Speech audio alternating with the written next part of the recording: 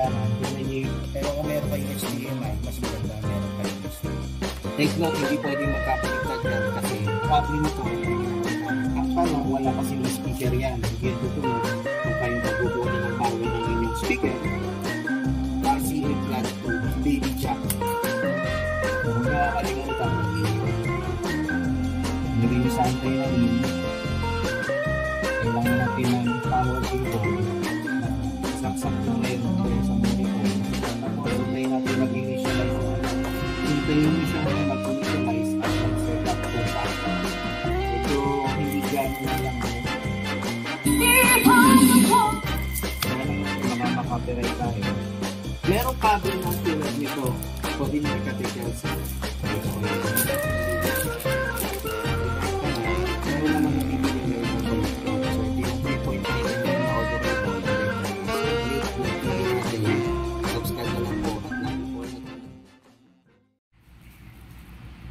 so mga nagtatanong kung po pwedeng gawing TV ang inyong monitor o yung lumang monitor nyo, ang sagot, oo.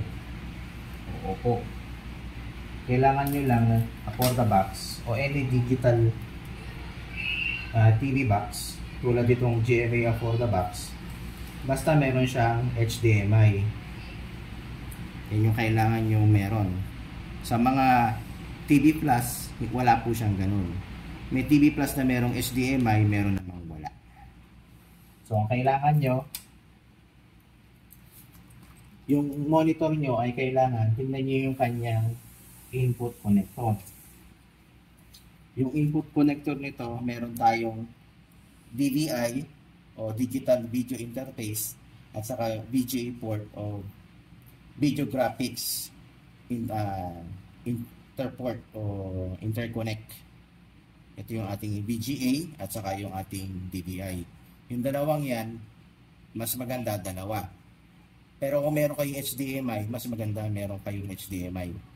Hindi baling wala ito basta may HDMI. Paano naman ngayon i-connect natin to sa ating for the box? So, kailangan natin ng VGA cable, kagaya nito. Parehas na main connector yan. At kakailanganin nyo ng ito, HDTV to VGA adapter. Yan. So, ito nabili ko to sa online sa halagang mga 100 plus yata ito. Hindi ako nagkakamali.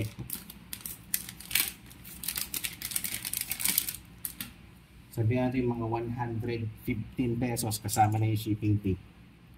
Hindi na kayo talo. Kakabit nyo ngayon dito yan. Tapos ito, ikakabit nyo ngayon sa for the box. Doon sa kanyang HDMI port. Tapos ito, ikakabit nyo ngayon dito sa monitor.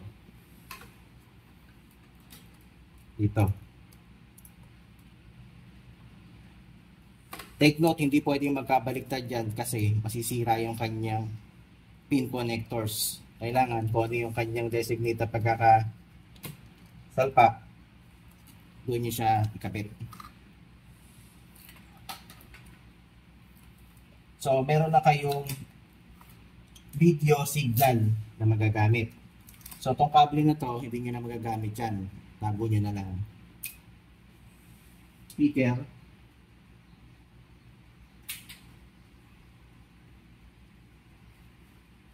Ang tanong, wala kasing speaker yan. Hindi yan tutunog yung monitor. So, kailangan nyo ng meron kayong pagkukunan ng power ng inyong speaker at meron kayong ganito. Ngayon, paano ito kakabit sa for the box? Eh, wala naman siyang kabitan para sa ganitong 3.5 audio jack connectors. O sagot dyan, sa online o sa mga hardware store, makakabili kayo ng ganito. RCA plug to baby jack. Yan. Ito kakailanganin nyo para maikabit. Ang halaga nito, nung nabili ko sa Hardware 1 is 69.75 pesos. Hindi na kayo talo dito. Mura na yan. At ikakabit nyo ngayon yan doon sa audio. Yung pula sa pula. Yung puti, itim yan.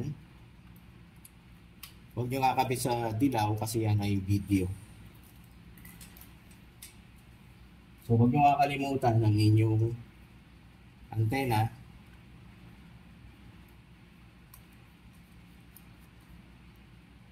Yan.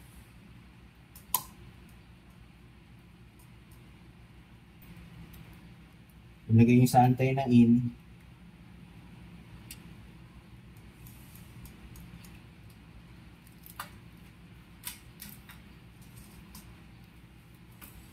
Tapos, kailangan natin ng power cable ng monitor. Hindi naman gagana yan kung walang power. Power.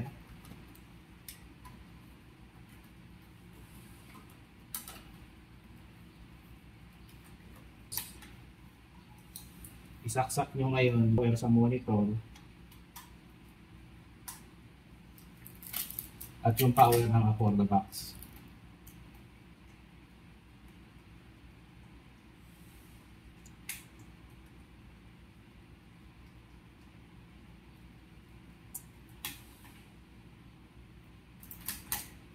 Tapos, hintayin natin mag-initialize yung for the box. Yan. Gumana na yung GMA for the box natin sa ating monitor. Hintayin nyo siyang mag-initialize at mag-setup kung saan kayong region. So ito, ang plano namin, daling sa probinsya. Sa Albay. I-check namin kung ito ay gagana. Pero dito, nakikita nyo, gumagana na siya. So nakalimutan ko, ikabit yung audio nito dito. Kung gagana. Kuha tayo ng adapter ng cellphone charger. Pag hindi naman yan gumana, puputok lang naman yan. Okay? Bukan natin kung gagana, kung hindi. Wala siyang antena. Ay, meron pala antena.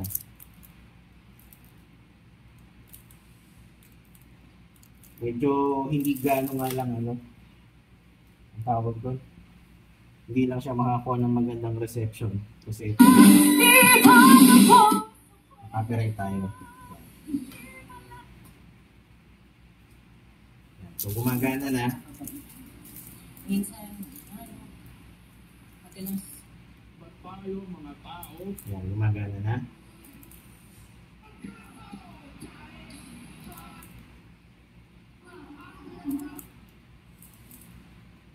Yan.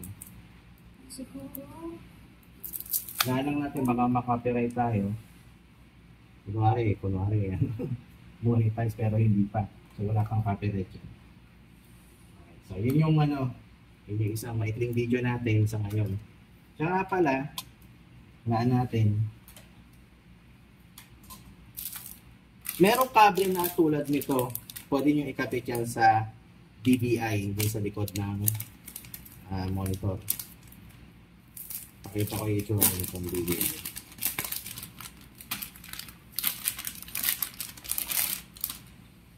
Ganyan yung kanyang connector sa monitor na may DVI at direkta na to sa for the box. Mas okay gamitin to kasi wala na kayong gagamitin na adapter o converter kagaya nito o yung kanyang adapter dongle. Okay? Ngayon naman sa mga speaker na direkta na, meron naman nabibiling ganitong connector. Ayan. So buksan natin.